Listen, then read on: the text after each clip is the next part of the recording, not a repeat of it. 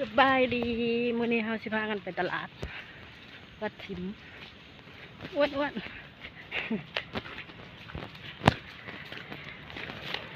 ตลาดหรือมาบรรยากาศฝนตกหนักเลย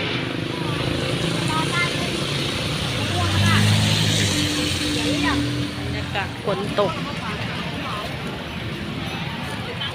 ที่ตลาดวัดถิมมีของสดด้วยว่ะ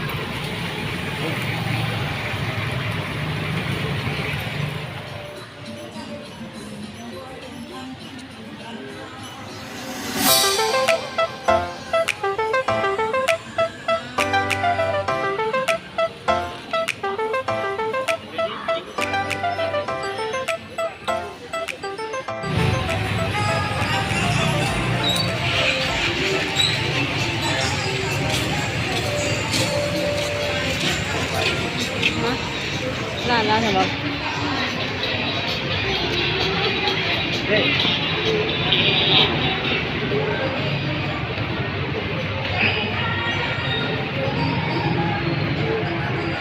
เท่าไหร่ครับ